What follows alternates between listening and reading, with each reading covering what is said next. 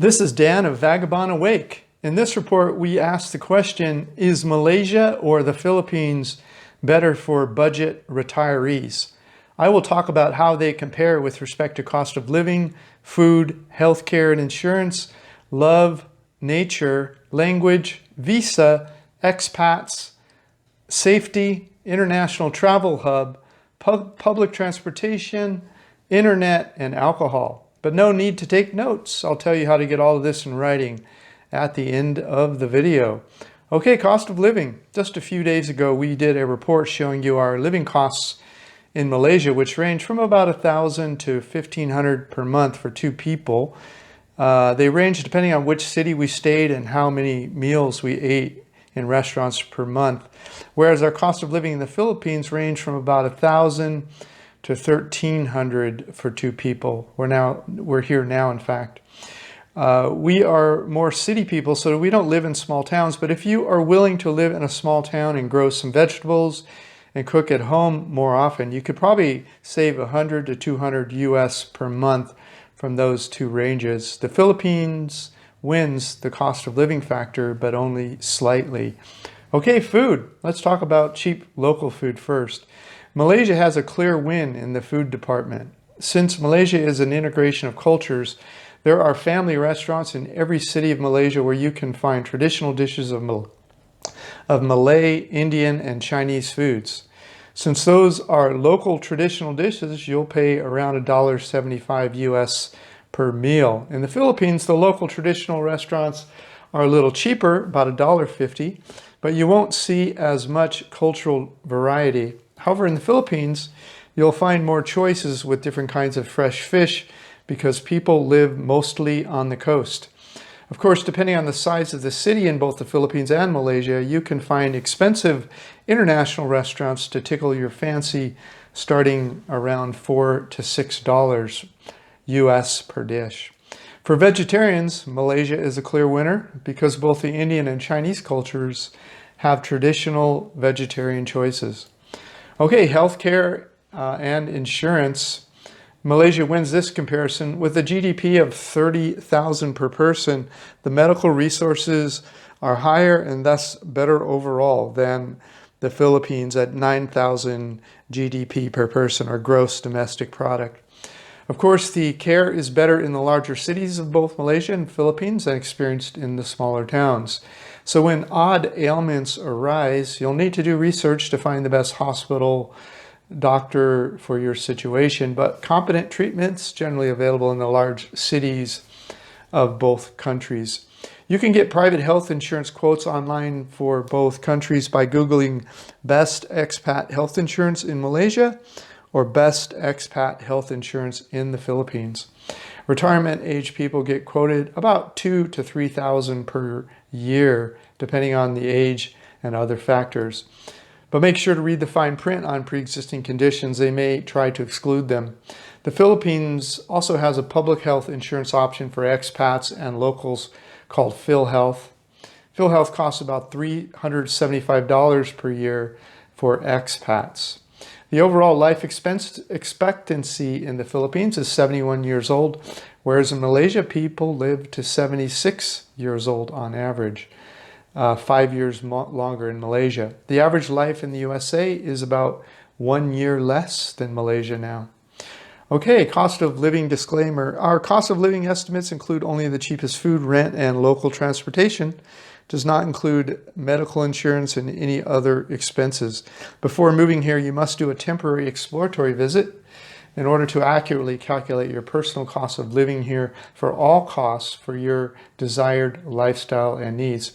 Plus, make sure you have access to significant additional savings in case you face an emergency. Okay, what about love? Love or companionship is fairly nuanced topic. So I've done a separate report on that, which you can find in our ebook membership catalog link provided. That report explains why Malaysia is better for finding long-term love that can travel with you outside their home countries. Malaysians can go to 178 countries without obtaining a visa in advance, whereas Filipinos must get a visa in advance for all countries but 67. However, if you don't plan on traveling much in retirement, there might be a slight advantage to a Filipino lover.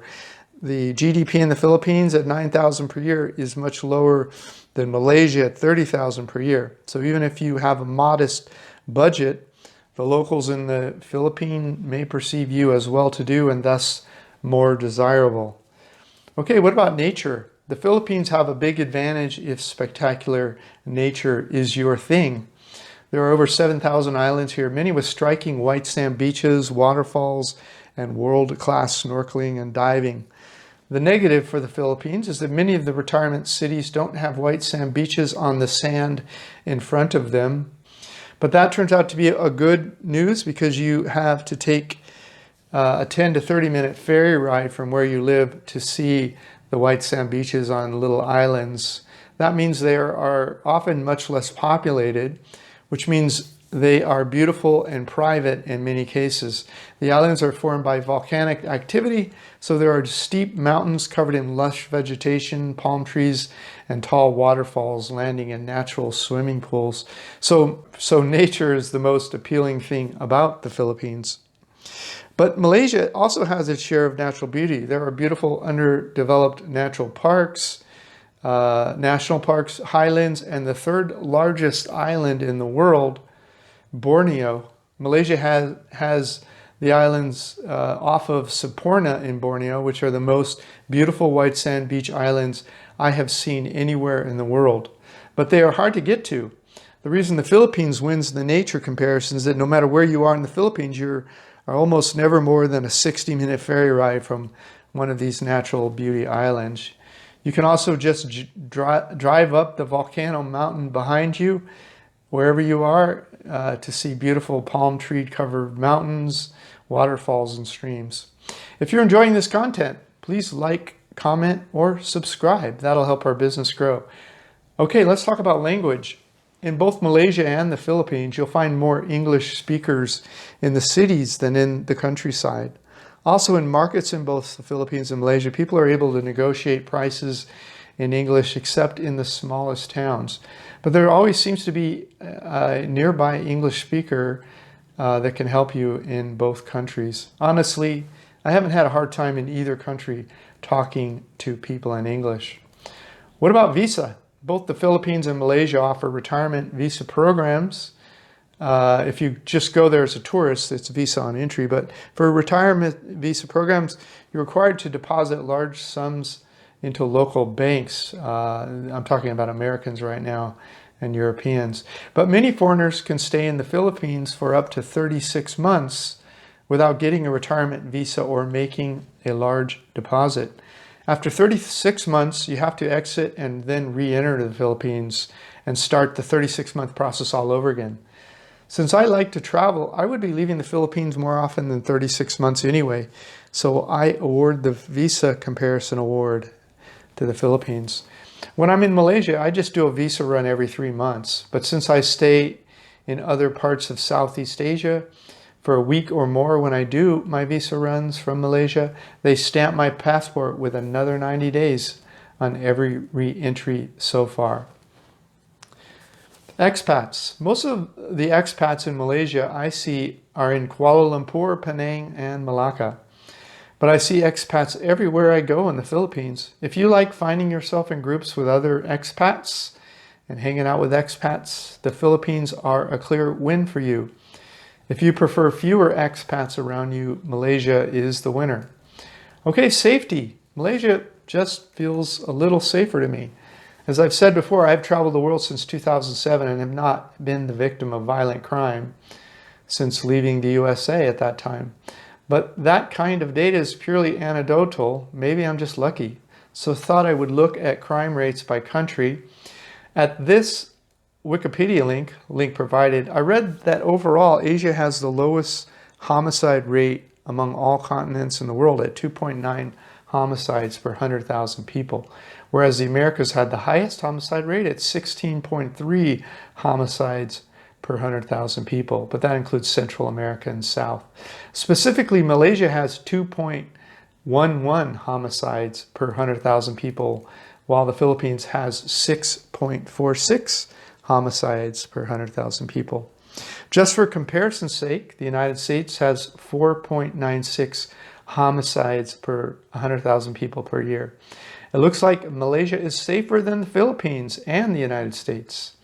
1.5 people more are killed in the United States, in the Philippines than in the United States per year, per 100,000. Okay, pause the video now to read this important liability disclaimer. You can also find this disclaimer in the description below this YouTube video. Make sure to seek appropriate professional advice before taking any action on our videos.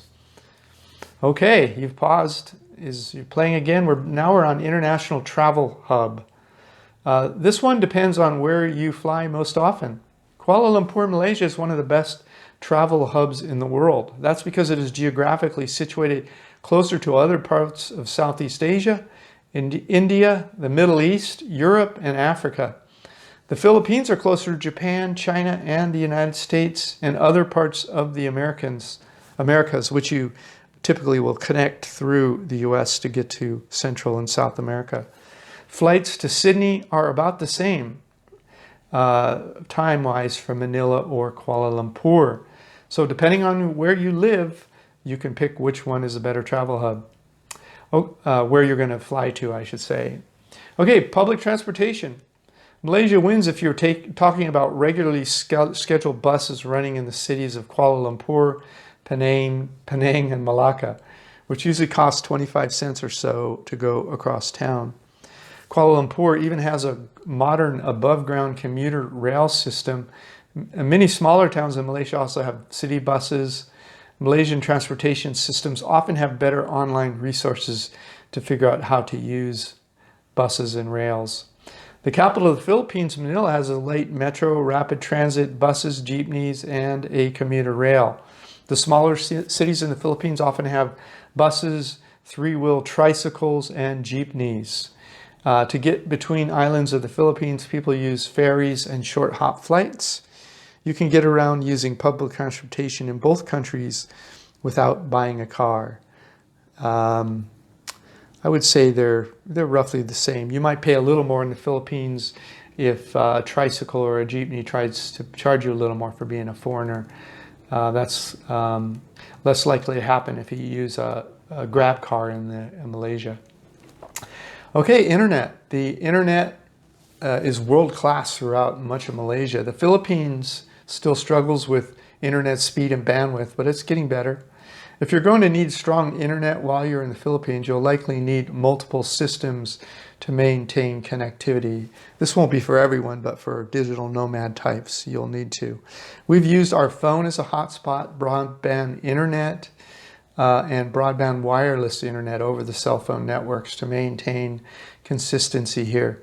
When one goes down, you fire up another. It's not as bad as it used to be, though.